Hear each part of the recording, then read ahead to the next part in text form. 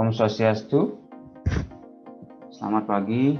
Assalamualaikum warahmatullahi wabarakatuh. Salam sejahtera buat kita semua. Perkenalkan, nama saya Iwayan Putriase, saya dari Prodi Pendidikan Sejarah Universitas Pendidikan Ganesha.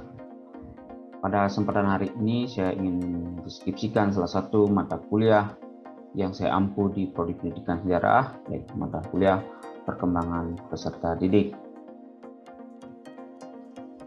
Mata kuliah ini membahas tentang konsep dasar perkembangan, karakteristik perkembangan peserta didik dalam bidang aspek psikis, fisik, moral, dan sosial. Kemudian tugas-tugas perkembangan peserta didik di usia anak-anak, remaja, dan dewasa, teori reward dan punishment dalam perkembangan, dan teori-teori perkembangan. Selanjutnya, ada pencapaian pembelajaran atau CP mata kuliah ini terbagi menjadi 4 aspek. Pertama, CP pembelajaran dalam sikap yang terdiri dari 10 aspek. Kemudian ada CP pembelajaran berupa pengetahuan terbagi menjadi 4 aspek. Kemudian ada CP keterampilan umum yang terdiri atas 7 aspek. Yang selanjutnya capaian pembelajaran keterampilan khusus yang terdiri atas 3 aspek. Pokok-pokok materi dalam kuliah ini terbagi menjadi 7 berdasarkan bagian itu. Yang pertama, konsep dasar dan proses perkembangan. Kedua, karakteristik pertumbuhan dan perkembangan peserta didik. Tiga, karakteristik perkembangan psikis, fisik, moral, dan sosial peserta didik. Kemudian aspek-aspek perbedaan individu, tugas-tugas perkembangan peserta didik usia anak-anak, remaja, dan dewasa, teori reward dan punishment dalam perkembangan, dan teori-teori perkembangan. Adapun metode pembelajaran yang dipakai dalam kuliah ini, yang pertama adalah ekspositoris, operatif, diskusi kelompok, kemudian ada case-based learning, ada penugasan bersifat individu maupun kelompok, dan pelaporan melalui unit kerja atau presentasi. Kemudian assessment atau penilaian dari mata kuliah ini terbagi menjadi 2. Yang pertama itu adalah penilaian proses yang bobotnya 60%, yang mengacu pada 2 aspek, yaitu sikap.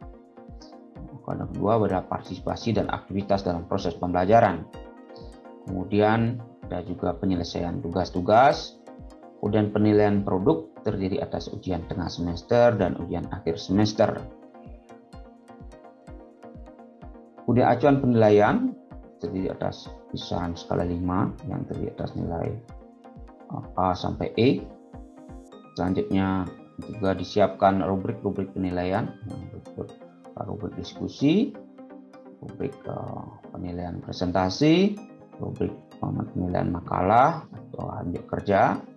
Yang terakhir adalah rubrik sikap atau partisipasi.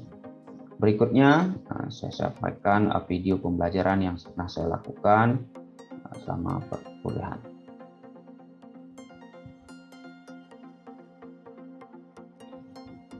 Selamat siang. Om Swastiastu, Assalamualaikum warahmatullahi wabarakatuh. Salam sejahtera buat kita semua. Salam sehat semua selalu. Oke, jadi adik-adik, seperti jadwal yang sudah ada, bahwa siang hari ini kita akan melanjutkan materi mata kuliah perkembangan peserta didik. Adapun materi pertemuan hari ini adalah tentang reward dan punishment. Sebelum kita lanjut, silakan Sapar di oke. Ya, kita lanjut, nanti saya share screen dulu ya. Oke, sudah terlihat adik? Sudah Bapak. Oke. Sudah Pak. Oke, sebelum mulai saya persilakan Dek Desi untuk memimpin doa dulu.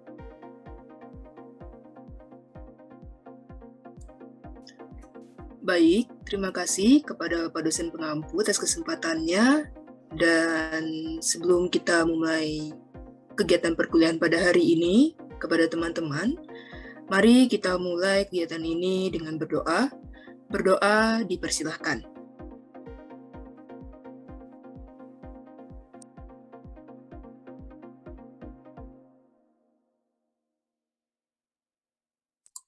Berdoa dapat diakhiri. Ya, terima kasih Desi. Oke, adik-adik semuanya.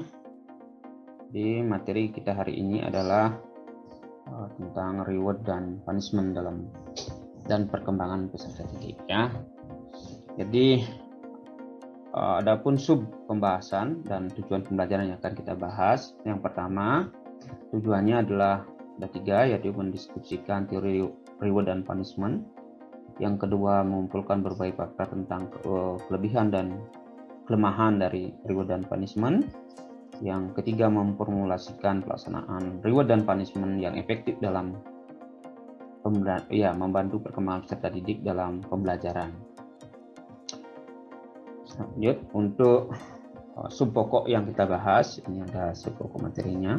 Pertama konsep, kedua ada syarat, ketiga bentuknya, ada kelebihan kekurangannya, dan terakhir pelaksanaan.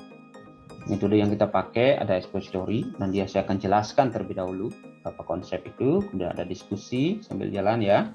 Nanti adik-adik ada yang sedang mengerti, silakan di unmute saja langsung, ditanyakan, kemudian kita diskusikan. Dan terakhir pembelajaran berbasis kasus. Nah, ini untuk pelaksanaan reward dan punishment ya. Nanti untuk materi itu kita lebih banyak lihat kasus sederhana ada 3, nanti silakan dibagi kelompoknya. Beberapa untuk di kelompok 1, 2, dan 3. Kemudian asesmennya ada tes uraian singkat, nanti yang saya berikan lewat Google Form. Kemudian ada partisipasi, tanya jawab langsung ya, secara lisan seperti itu seperti biasanya. Kemudian ada kinerja, berdasarkan kinerja yang dilakukan untuk membahas kasus yang diberikan dalam materi berikut ini. Oke, kita lanjutkan ya adik-adik ya. Kita mulai dengan materi yang pertama. Sebelum kita masuk ke materi, kita akan awali dengan beberapa pertanyaan ini. Silakan ada perhatikan gambar ini, mungkin bisa sebagai penarik atau pemicu adik itu memahami materinya. Ada 2 gambar. Ada gambar anak yang membawa piala, ada yang anak yang ditunjuk tangannya oleh orang tuanya atau siapa orang dewasa. Dari 2 gambar itu, mungkin adik-adik bisa menjelaskan tentang konsep pertanyaan pertama, apa yang Anda ketahui tentang reward dan punishment. Silakan, siapa yang bisa menjelaskan?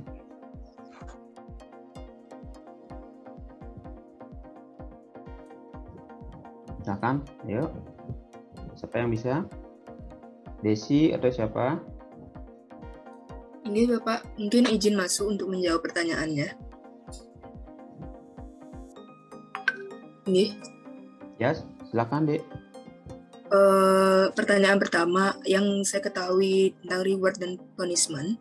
Reward kita ketahui sendiri memiliki arti penghargaan, sementara punishment dapat diartikan sebagai hukuman.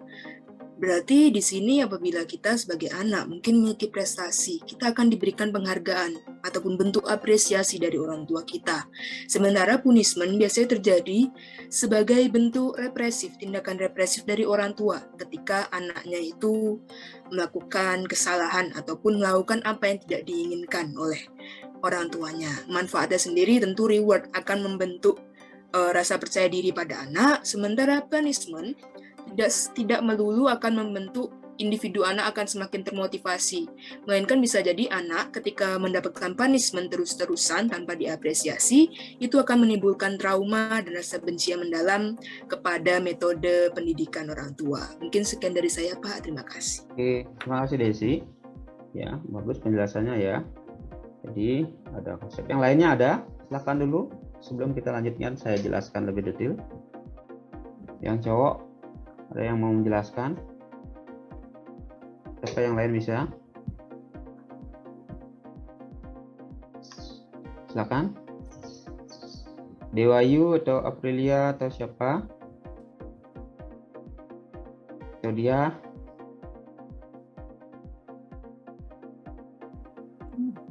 Pak, izin masuk. Ya, silakan dia. Berarti menurut saya reward itu kan yang sudah dikatakan Desi tadi, itu penghargaan, dan punishment itu hukuman. Jadi reward itu diberikan kepada anak yang misalkan melakukan suatu hal yang baik, dan jika anak tersebut melakukan hal buruk dia akan mendapat punishment dari orang tuanya, tapi tidak terus-menerus untuk diperlakukan mendapat hukuman, mungkin seperti diberitahu dengan baik. Seperti itu Bapak dari saya. Terima kasih. Terima kasih. Ya, dari dua penjelasan itu mungkin adik semua sudah membayangkan apa konsep dari reward dan punishment ya. Kita contohnya seperti apa dan apa manfaatnya. Nah, saya jelaskan lebih jauh. Mungkin di dalam nanti menjelaskan mungkin ada yang belum paham dan lain sebagainya. Silakan adik-adik unmute kemudian bertanya langsung ya. Pertama, seperti yang dijelaskan tadi oleh Desi dan Dia. Jadi reward itu kan berasal dari kata bahasa Inggris ya, bahasa Inggris yang artinya sebenarnya adalah ganjaran, upah, hadiah atau pahala lah istilahnya ya. Hal sesuatu yang diperoleh yang bersifat positif, terkadang juga ada yang negatif begitu dalam artian ya, kalau diberikan terlalu sering begitu. Nah, itulah yang disebut dengan reward. Jadi identik dengan hal yang mengapresiasi. Nah, jadi itu. Maka perlu ada beberapa hal yang mungkin bisa dicontohkan tadi, sudah ada misalnya memberikan hadiah. Ada bilang seperti gambarnya, ada bilang, kamu bagus, gitu. Sama seperti tadi yang saya lakukan, bagus Desi, Dia, itu sebenarnya bentuk dari reward sebenarnya dalam secara lisan. Tapi ada juga dalam bentuk komentar misalnya, kalau ada tulisan kirim, ini tulisannya bagus, ini tulisannya menarik, itu sebenarnya bentuk reward yang positif. Yang negatif bagaimana? Ini misalnya kalau ada misalnya secara verbal, ini tidak sesuai dengan aturan. Itu sebenarnya juga penguatan, tetapi penguatan yang negatif, artinya tidak boleh dilakukan lagi. Jadi reward tidak harus selalu menyatakan bagus, boleh juga ini menyatakan negatif, tetapi dia memperkuat sesuatu yang positif begitu. Sehingga hal-hal itu nanti mengurangi tindakan-tindakan yang negatif, tetapi mendorong hal yang positif. Kemudian ada tindakan, tindakan dalam bentuk yang fisik sederhana sudah digambar, ada dengan jempol, ada misalnya anggukan kepala misalnya, kemudian ada kalau misalnya ketemu anak kecil biasanya ditepuk punggungnya, tapi ini agak riskan gitu ya. Kalau dewasa jangan dilakukan itu, karena sekarang ada aturan ya tentang berlaku seks ya, pelecehan seks itu agak riskan ya. Untuk yang anak kecil boleh dilakukan atau kontak fisik. Kalau yang sudah remaja sampai dewasa tolong dihindari. Nah, kemudian perlu juga diperhatikan reward itu harus sesuai dengan kebutuhan dan perkembangan ya. Nah, karena ada syarat-syarat yang bisa diberikan, kapan itu bisa diberikan reward atau tidak. Nah, ada pun beberapa syaratnya, ini Anda bisa baca adik-adik. Nah, yang pertama, dia tidak sembarang orang boleh diberikan reward gitu ya pertama. Jadi harus menunjukkan keistimewaan prestasi. Ya, reward, misalnya juara kelas gitu ya, namanya dapat piala, tidak mungkin semua 1 sampai 6, kalau ada 25 orang, misalnya 1 sampai 25 dikasih aja Pak, kan semua diapresiasi, enggak begitu. Begitu juga lomba, kenapa sih kalau lomba hanya juara 1, 2, 3, 4, 5 maksimal, atau 6 ya, juara 1, 2, 3, harapan 1, 2, 3, nggak ada harapan 4 Pak, atau harapan dari harapan Pak, enggak ada. Jadi 1, 2, 3, harapan 1, 2, 3. Nah, itu artinya dia punya keistimewaan, dia lewat dari sekian. Itu yang harus diberikan pertama. Kedua, kemudian reward juga harus diberikan secara langsung ya. Saya berlaku dikehendaki. Yang dikehendaki itu laksana. Misalnya begini, adik semua harus datang tepat waktu gitu. Jadi jangan menunggu nanti kalau sudah lewat baru diberikan rewardnya. Ya harus segera diberikan ketika dia sudah tepat waktu. Ya, sudah melakukan itu langsung diberikan. Jadi tidak lagi menunggu akhir pelajaran atau apa. Kemudian reward juga harus diberikan sesuai dengan kondisi orang yang menerimanya. Gimana kondisinya? Adik misalnya kalau anak remaja, tidak mungkin seperti tadi, tidak mungkin kita berikan hadiah permen gitu ya. Adik Desi ini loh balon untuk kamu kalau kamu pintar gitu. Mungkin tidak bermanfaat, gitu. Tidak akan melakukan itu. Misalnya kita kasih ke siapa misalnya, ke Leo gitu, ini kamu kasih teddy bear gitu. Mungkin dia tidak akan merasa diapresiasi, malah dibully begitu. Nah, itu nanti lihat kondisi peserta didik seperti apa. Kemudian reward juga harus diterima oleh anak yang diberikan ya. Jadi benar-benar harus berhubungan prestasi anak itu. Artinya begini, kalau dia akademik, berikanlah reward bersifat akademik gitu misalnya. Kalau non akademik, berikanlah non akademik hadiahnya. Siapa yang bisa ngasih contoh? Ada nggak jadi atlet sini? Atau ada yang dapat juara kelas? Coba, yang pernah dapat juara kelas, apa yang diberikan? Kalau naik kelas, dapat juara kelas, apa yang diberikan?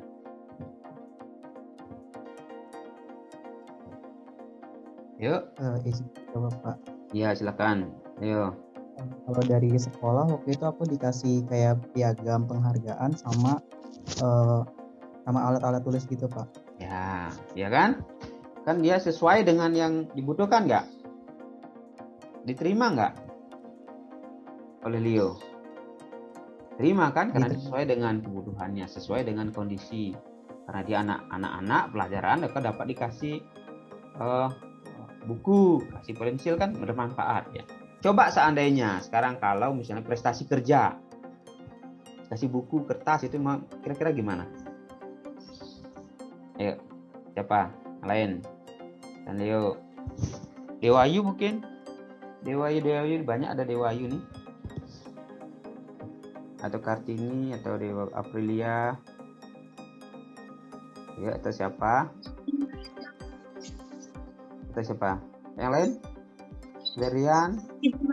Oke, silakan. Ya, mengaktifkan kamera karena sedang di jalan. Ya. Kalau menurut saya reward yang diberikan di dunia kerja itu seperti naik jabatan ataupun bonus-bonus Pak yang bisa diberikan. Ya, bagus ya. Jadi itu yang diberikan, tidak mungkin diberikan juga yang tadi kertas atau pensil kan, sesuai dengan itu. Karena yang dibutuhkan mungkin adalah promosi jabatan ataukah mungkin bonus berupa finansial gitu. Nah itu ya. Kemudian yang lain reward juga harus apa misalnya? Harus diganti, bervariasi gitu. Terus jangan saya awal bagus gitu. Nanti dia sebutnya bu bagus lagi gitu ya. Nah, ini bu bagus datang. Atau ada itu labeling gitu biasanya gurunya. Ada gurunya bilang top, Pak Top, panggilnya Pak Leo, bukan Pak Leo jadinya Pak Top dipanggilnya. Aku sedikit top, sedikit mantap gitu ya. Jadi itu labeling jadinya ya, maka perlu ada variasi. Ya mungkin katakan bagus sekali-kali, ya ini keren, apalah variasi dalam bentuk kata, misalnya pilihan diksinya. Kemudian hadiahnya juga gitu, misalnya sekali bukan buku misalnya diganti dengan pensil atau yang lainnya ya, silakan disesuaikan. Kemudian reward yang diberikan juga hendak mudah dicapai ya. Jangan kamu kasih reward tapi nggak mungkin gitu, nggak mungkin tercapai. Misalnya kalau Anda dapat nilai 100 semuanya gitu ya, baru saya kasih nilai, nanti dapatlah kamu bonus buku gitu. Itu kan impossible nilai 100 semuanya kan. Mungkin aja yang kecil nanti itu ada artinya dia rasional bisa dicapai. Mungkin kurun waktu tertentu, jeda waktu tertentu. Kemudian reward harus bersifat pribadi. Pribadi ini maksudnya sesuai dengan personal orang yang memberikan maupun yang dituju. Jangan sampai itu menyinggung perasaan. Jangan sampai itu bersifat rasis. Jangan sampai itu menyebabkan orang merasa terbuli begitu ya. Itu masalah. Kadang-kadang kita bisa memberikan reward misalnya maaf ya, pakai fisik itu misalnya. Atau menyebutnya kamu ini, misalnya kalau cewek kamu kok maco keren kali gitu. Kan itu kadang-kadang ya kamu maksudnya baik, tetapi kadang-kadang itu bisa membuat orang menjadi tidak nyaman. Nah, itu maksudnya ya. Jadi memperhatikan kondisi personal dari. Ya, kemudian tadi dari waktu juga harus reward sosial harus segera diberikan juga reward sosial misalnya ya.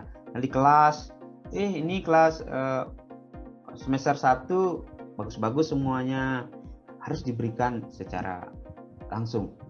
Jangan lagi diceritakan tempat lain, karena tempat lain nanti bisa saja berdampak atau atau menimbulkan persepsi yang berbeda. Itu semester 1 dipuji-puji aja tuh, itu misalnya di kelas lain. Nah, ini yang perlu dilakukan. Kemudian yang perhatikan juga yang sangat penting ada dua hal ini. Yang pertama, jangan memberikan reward sebelum siswa berbuat, ya. Jangan belum apa-apa udah ini hadiahnya dah, kamu kasih dah dulu gitu. Ini belum apa, nanti mereka nggak ngerjain apa-apa malah gitu ya. Baru datang udah bawa kasih, ini yang anak dapat komen, atau Anda bilang nyogok gitu ya. Atau apa namanya, kalau di dalam istilahnya gitu itu memberikan pelicin gitu supaya nanti pelajarannya lancar gitu. Nah, itu misalnya. Jadi berikan reward itu setelah pembelajaran ya, ini perlu diperhatikan. Kemudian ini juga perlu dipahami yang terakhir ini, yang dua hal ini dua. Pertama itu harus ada penjelasan kenapa dan mengapa orang itu mendapat reward. Tahu kenapa tujuannya, kira-kira kenapa sih harus dijelaskan reward itu? Siapa yang bisa menjelaskan kenapa sih reward itu harus dijelaskan? Apa kira-kira alasannya? Kenapa reward itu atau siapa yang mendapat reward itu harus diberikan penjelasan? Silakan. Kenapa kira-kira?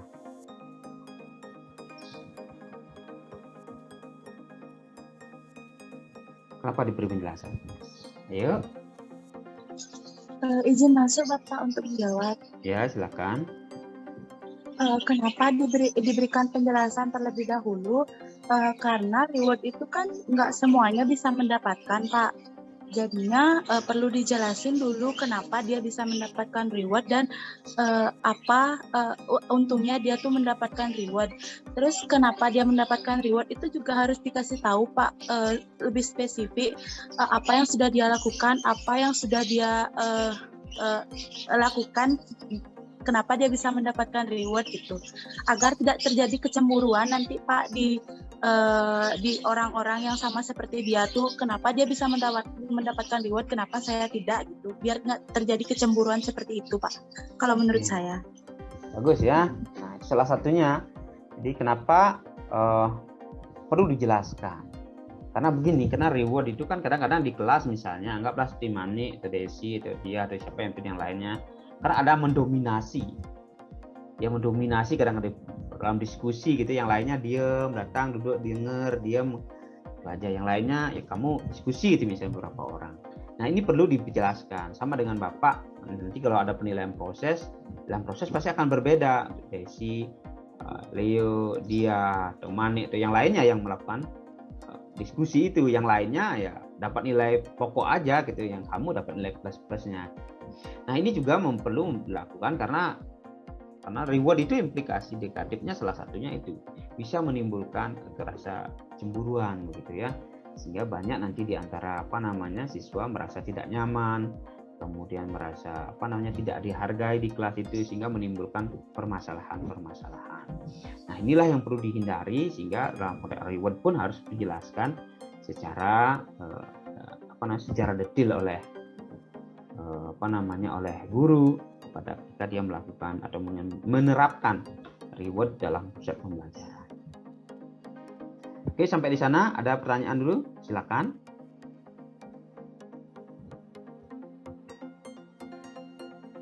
Ada? Tidak ada? Bisa dilanjutkan? Bisa ya? Oke, lanjutkan lagi slide. Oke, bentuknya tadi sudah yang kita singgung sedikit di awal. Nah, jadi untuk reward itu ada yang pertama, ada verbal tadi ya. Nah, ini buat lihat Anda di gambar itu mungkin ada sudah terlihat di samping itu ada berapa. Ya, mungkin ada yang bawah, ada ngasih apa di yang paling bawah? Anak itu ngasih apa itu? Apa di bawah itu? Kasih hadiah ya, berupa benda dia. Kasih hadiah ulang tahun. Ataukah dia bisa apa, dikasih hadiah. Kemudian yang kedua di atasnya dapat apa itu? Alat tulis, Pak. Ya, dia dapat alat tulis ya, pembelajaran itu. Kemudian yang di atas, paling atas dapat apa itu? Dapat bonus. Ya, sebuah penghargaan juga kan ya. Nah, itu jadi penghargaan. Jadi silakan bisa ada kelompokkan, contohkan itu. Yang pertama ada bentuk pujian. Ini yang paling gampang dilakukan oleh guru. Nah, seperti saya lakukan gitu misalnya, kalau kalau Desi udahlah saya puji-puji aja lah gitu. Itu masalah juga. Bisa dia terpaksakan ke hal yang bersifat negatif. Oke, sampai di sana ada sebelum kita masuk ke kasus-kasus nanti penerapan reward punishment untuk materi selanjutnya. Nanti silakan adik-adik kerjakan ya. Ini tugasnya berikutnya di pertemuan selanjutnya. Ada kasus 1, kasus 2, dan kasus 3. Silakan dijelaskan, disesuaikan dengan kelompoknya ya. Nah, itu untuk pertemuan kita hari ini ya, sambil jalan. Nah, untuk asesmen, ada penilaian, ada ini tesnya nanti silakan dikerjakan setelah ini. Tapi sebelum itu mungkin ada adik ya silakan mengecek form tugasnya kasus ini, kemudian form itu nanti dikerjakan, diklik ya, saya berikan sebentar. Sebelum lanjut mungkin saya mengajukan beberapa pertanyaan lah dulu ya kepada adik-adik semua. Mungkin ada yang sudah mengerti apa belum contohnya. Oke, konsepnya ada yang bisa menjelaskan apa itu pengertian dari reward apa? Mbak Melinda?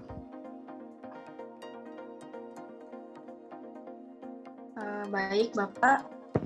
Izin menjawab.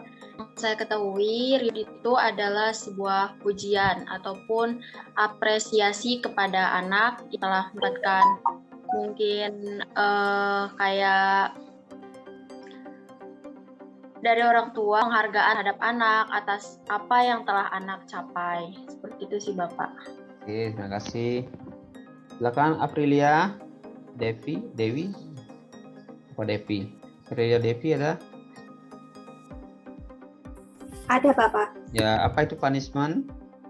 Punishment sebuah hukuman yang dimana agar anak itu mampu bertanggung jawab atas perbuatannya. Oke. Terima kasih ya. Soalnya yang lainnya mungkin Agung Saputra ada? Ada Bapak. Ya, coba diberikan contoh reward dan punishment yang diberikan kepada anak. Untuk contoh reward kepada anak, ketika anak mendapatkan ranking 1, dia diberikan buku dan alat tulis lainnya. Sedangkan kalau hukuman ya, pada anak itu biasanya kalau di murid, ketika murid tidak mengerjakan PR, dia mendapatkan hukuman seperti berdiri di depan kelas atau membersihkan kamar mandi. Seperti itu. Terima kasih ya semuanya. Jadi itu. Nah, untuk tugas soalnya ini silakan nanti dikerjakan ya. Ini nanti di Google Form nanti saya kirim buat kelasnya. Tugas kelompoknya ini melakukan untuk kasus-kasus ya yang tadi itu 1, 2, 3 itu. Jadi silakan dibagi per kelompok, kita diskusikan minggu depan di pertemuan selanjutnya. Oke, terima kasih adik-adik semuanya untuk perkuliahan kita siang hari ini. Mohon maaf kalau ada hal-hal yang kurang berkenan. Mudah-mudahan apa yang kita diskusikan siang hari ini bermanfaat. Terima kasih, selamat siang. Om Santi Om. Terima kasih kembali Bapak. Selamat siang Bapak.